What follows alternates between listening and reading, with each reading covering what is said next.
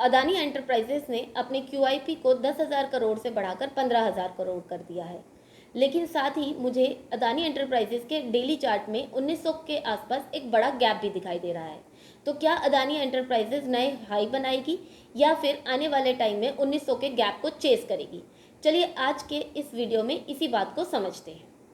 Adani enterprises का QIP मतलब qualified institutional placement. इसमें कंपनी नए शेयर्स इशू करती है बड़े बड़े इंस्टीट्यूशनल इन्वेस्टर्स के लिए, जिसके थ्रू वो फंड जनरेट करती है और उस फंड या कैपिटल को वो यूज़ करती है अपनी ग्रोथ और एक्सपेंशन के लिए। लेकिन क्यूआईपी का एक दूसरा साइड भी है, क्योंकि फ्रेश शेयर्स इशू होते हैं तो डाइल्यूशन की वजह से स्टॉक पे प्रेशर आ सकता है और शॉर्ट टर्म में स्टॉक में एक वॉलेटिलिटी देखने को मिल सकती है। लेकिन एक चीज़ देखने वाली ये है कि अदानी के क्यूआईपी में इंडियन और फॉरेन इन्वेस्टर्स ने बहुत ज़्यादा इंटरेस्ट शो किया है। इसीलिए अदानी ने 10,000 करोड़ के क्यूआईपी को बढ़ाकर 15,000 करोड़ कर दिया है। तो ये एक पॉजिटिव सिग्नल है इन्वेस्टर्स के लिए। ये शो करता है कि बड़े बड़े इन्वेस्टर्स इस कंपनी में अपना पैसा लगाना चाहते हैं, क्योंकि वो लॉन्ग टर्म में इस कंपनी में एक अच्छी ग्रोथ देखने को मिल रही है उन्हें, और ये एक पॉजिटिव साइन है। लेकिन हम टेक्निकल एनालिसिस भी कर लेते हैं। अदानी एंटरप्राइजेस में 3150 पे एक स्ट्रॉन्ग रेजिस्टेंस है। अगर इस स्टॉक ने 3150 की ट्रेजेक्ट्री को तोड़ा तो ये न्यू हाइज लगा सकती है।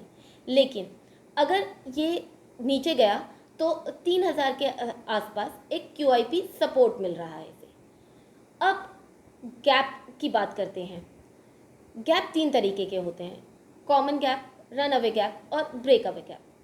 अदानी एंटरप्राइजेस में ब्रेक अवे गैप है, जो इंडिकेट करता है स्ट्रॉन्ग ग्रोथ को। जब भी ऐसा कोई गैप आता है तो वो इंडिकेट करता है कंपनी काफ़ी अच्छी ग्रोथ दिखा रही है। मार्केट में एक कहावत है कि हर गैप कभी ना कभी फिल होता ही होता है, लेकिन ये गैप कब फिल होगा इसकी कोई पर्टिकुलर डेट फिक्स नहीं होती है। कई बार गैप फिल होने में सालों साल भी लग जाते हैं।